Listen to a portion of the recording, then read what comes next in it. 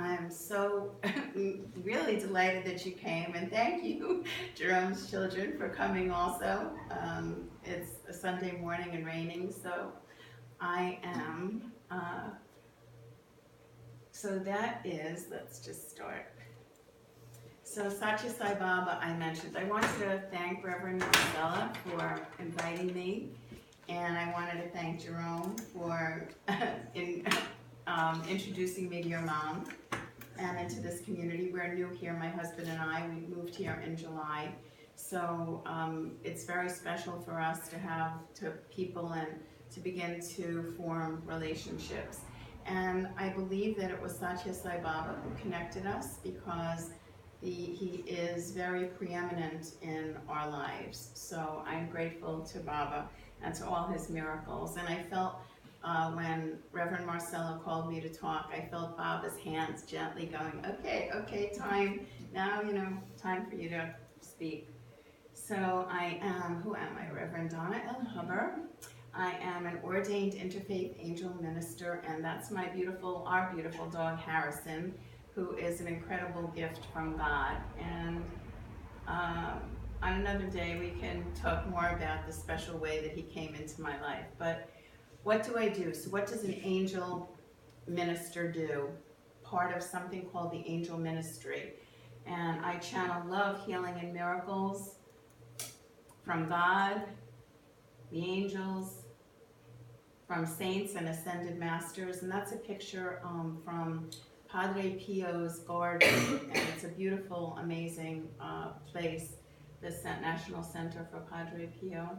And I am very connected with St. Francis, who, as Suzanne may know, is connected with animals and does blessings, and Mother Mary, and also universal beings of light in several of the certifications that I have, which I'll talk about later in advanced healing. It's beings from different dimensions that come through and that I channel their wisdom and their healing.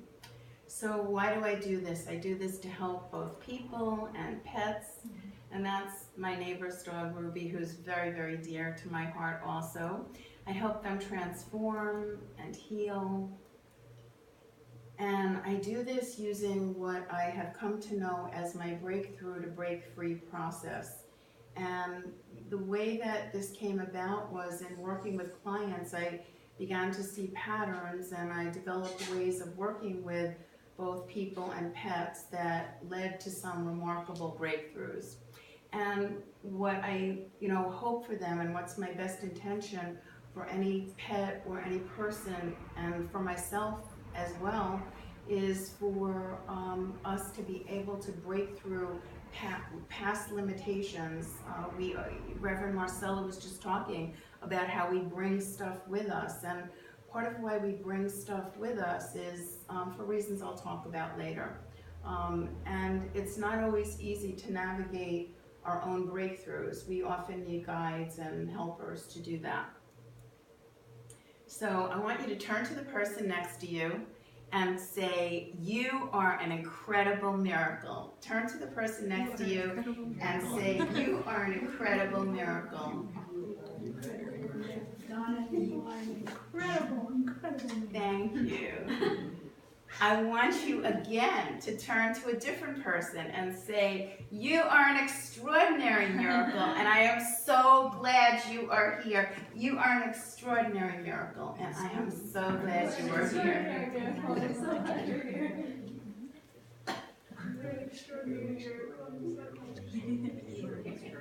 Thank you. So I want to thank you all for not only being here today, but honestly for agreeing to incarnate, because it really wasn't easy to do so, a choice. So from my heart, from God and the angels, I want to say thank you for doing this. And because you help so many people in this lifetime. All that you are and all that you do create an amazing ripple effect. Every smile that you offer, everything that you say and do, it means something to someone, and it affects people, and it has a ripple effect, not only in this time, this lifetime, but possibly throughout many lifetimes to come. The light that you all shine here really is so important. It's just, we forget that. We forget how extraordinary each of us are. So what is my angel ministry? Why, I'm going to talk a little bit more in depth about that, but I wanted to share that before I took my first breath, I agreed to be an angel minister. And I didn't know that I was going to be one. And it wasn't like I had a driving, burning passion to be one. No, it was interesting. So in this ministry that I am in, it is of the seraphim angel lineage, and the seraphims are the angels that sit closest to God, and they radiate love out to the world. And there are many women around the world, and one or two men, it's mostly women, and it's interesting that we all have things in common. We like to speak, we like to sing, there are many professional singers, there are professional artists, so it's interesting to see the thread. So there is a reason, something is within us that is of this lineage. I wanted to share that before I became a minister, which I'll have a slide about that, but I took a class in September of 2013 in the Akashic Records, and some of you may know about that. And one of the things that the teacher shared, which stuck with me more than anything else, she said, when you do your readings, I want you to fall in love with your clients. Fall in love with them, and it really resonated so deeply for me. So I wanted to ask you, anyone in the audience, what does it mean, and what are the feelings that you have, not just when you love someone, but when you fall in love with someone? What is it like to fall in love? What is, anybody have any, sharing? Is anybody falling? Yes, Jerome? I would just say probably you just immersed in the experience of the connectedness. Yes. Just total immersion, and it felt a community, a felt sense that both share. Yes. Resonation. Feel the other person feels, it feels like inspiring, energizing. Yes. Anybody else want to share anything about that feeling of being in love? Have you ever been in love? Lee, you're in for a treat. You know why? So I have what does falling in love mean for you? You shared a little bit. So it's really such a wonderful feeling to fall in love. It's unlike any other sensation. And the oxytocins in your brain kind of go crazy and just feels so good. And you can't wait to see the other person, and there's an excitement. And when you fall in love, also, I think that you really see that other person's radiance, their inner being, their essence. It's kind of like all of their faults and flaws are not really there. It's kind of like when it gets a little toned down, you start to see that. But when you fall in love with someone, you really see their radiant light. And also when you fall in love with someone, you really want to support them. And you want to do your best for them and help them in whatever ways that you can. So it's really a cool thing to fall in love with clients because it becomes something you're excited to see them, and you're excited for all that they, when they break through, when they move forward, and you just want to support them in the best ways that you can.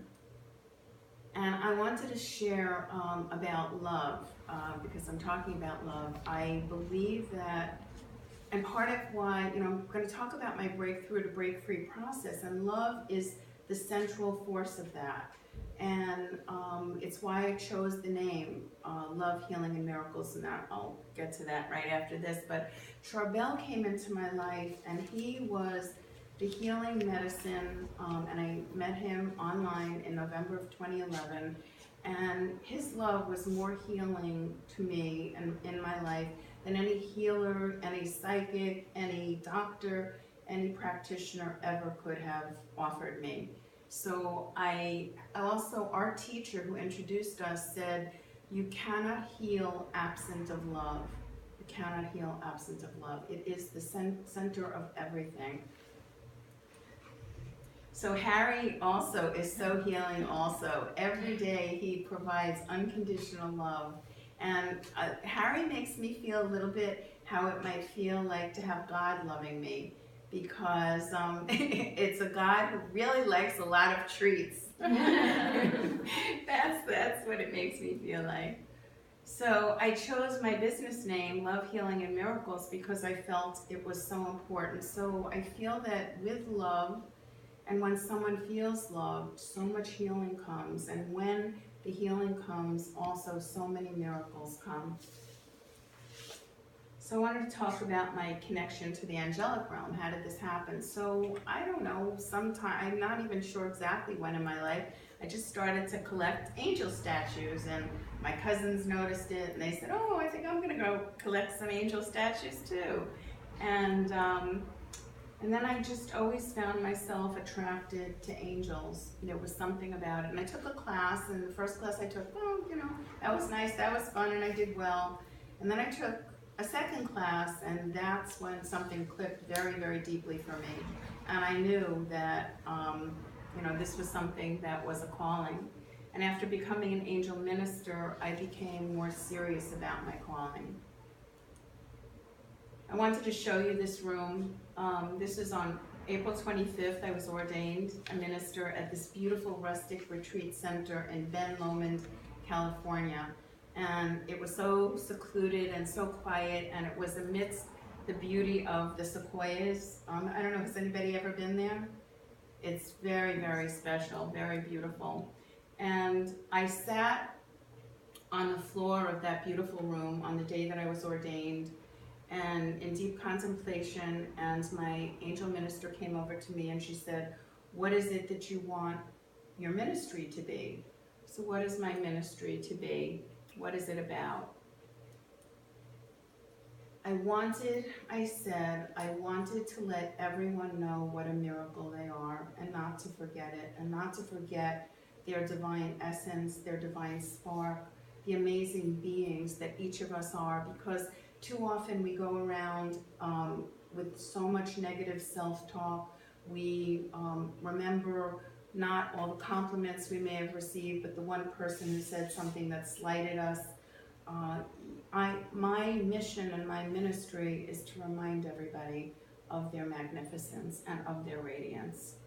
And you all are a radiant spark of the divine, and each of us has so much potential for greatness. So my ministry has also become what my husband calls the walking ministry, because wherever I happen to be, whoever I happen to see, if I'm talking to them, I, you know, wind up offering some counseling. I'm sure that happens for you as well. So my ministry is about surrender. The Archangel Zachariah is the angel of surrender. I'm always surrendering. Coming to California was a surrender. My husband couldn't find a job in the Northeast, and we surrendered, and we're here. You have to, if you want to plan and you want, you know, things to go one way, but God wants things to go the other way, guess which way it's going to go? Not your way. No, no, no.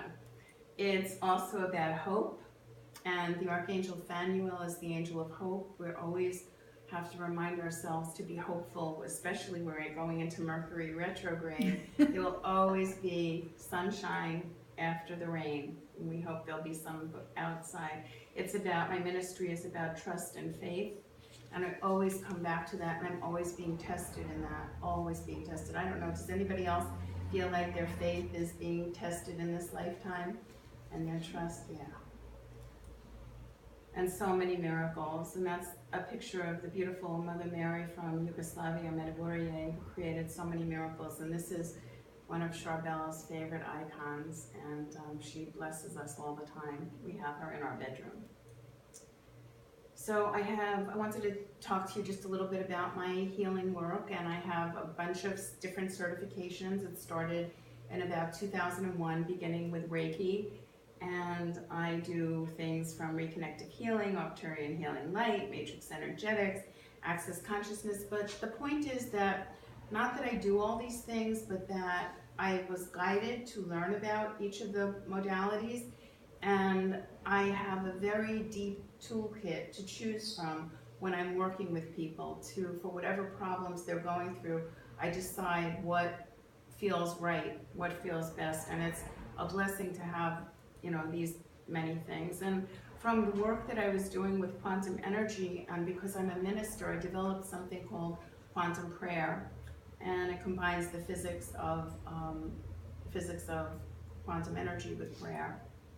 And here's some of the other things I do, and you can learn more about that when my husband gets my website up and going, or I can also email you packages that I do, my packages for people and for pets.